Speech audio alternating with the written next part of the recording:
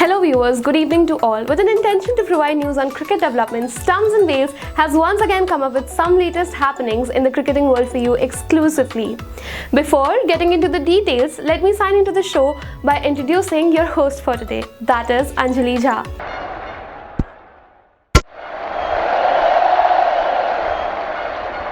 Moving on, today we will be looking at the top 7 cricket developments that are making some news.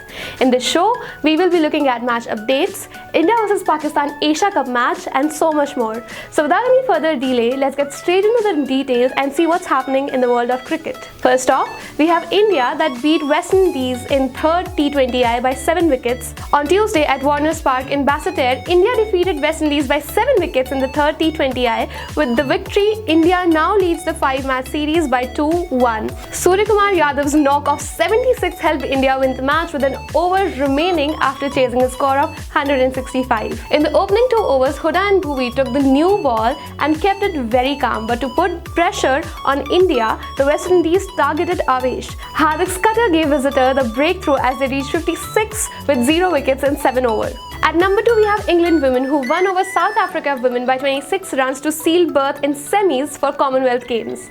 Alice Capsey's first T20I half-century and entertaining cameos from veterans Catherine Brunt and Amy Jones put England on the verge of the Commonwealth Games 2022 semi-finals on their 26-run victory over South Africa. When England was given the opportunity to bat first, Shabnam Ismail struck off her first ball of the match to get rid of Sophia Dunkley, reducing England to 10-for-1. To help England nudge ahead, Castley made 2 crucial stands, one worth 33 with Danny and the other worth 46 with captain Nat Skeever. Next up, we have Switzerland women who won over Sri Lanka women by 45 runs to join England at Commonwealth semi-finals. The White Ferns failed to build on the strong start in the middle over of the 8th cricket match between New Zealand and Sri Lanka at the Commonwealth Games. Thankfully, Leah Tahuhu's late runs helped them reach a competitive total that Sri Lanka's reply fell far short of, and New Zealand with back-to-back victories has joined England in moving to the top knockout rounds with 45 runs victorious win. The opening pair, Sophie Devine and Suzie Bates, once again gave New Zealand a bright start, and reasonably good damage for both ends had New Zealand end power play overs on a healthy 41-for-0. New Zealand, having won the toss and chosen to bat first, almost followed the script as intended. On 4th, we have India vs Pakistan in 2022 Asia Cup, which is scheduled for 28th August in Dubai. The much anticipated Asia Cup 2022 schedule has been released, with India scheduled to face Pakistan on August 28th in Dubai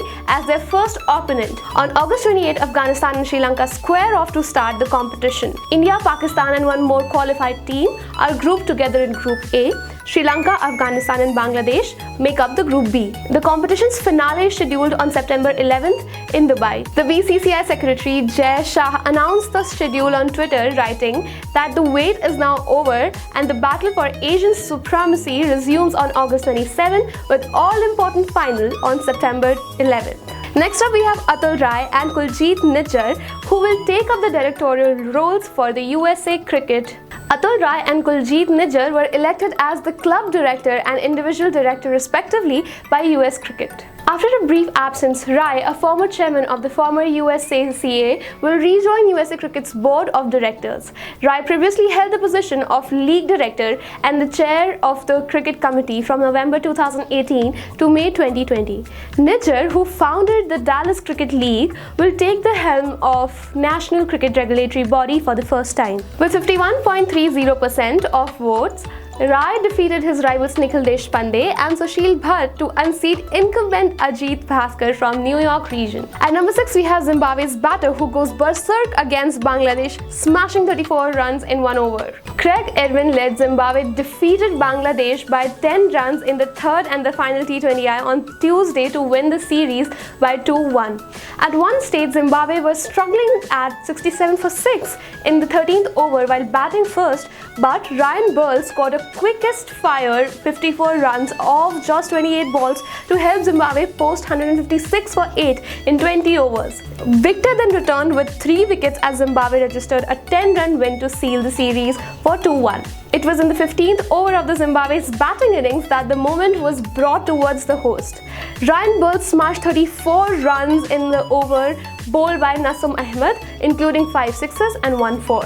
Last but not the least, we have teams that will go for Guyana on Wednesday to apply for US visas. There are around 4 days until the first of the 2 Florida T20 international matches between West Indies and India will take place, and there is currently no sign that the sides will be able to travel to United States. Some members of the both teams, including players, so far have not been granted US visas.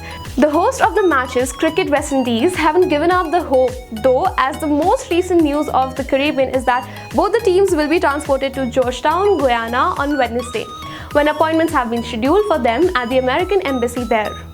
The Florida games are being saved in the last-ditch effort with this. So if you want to read more on these news, don't forget to go to our website www.stumpsandbails.com, and don't forget to follow our social medias, which should be linked in the description box down below.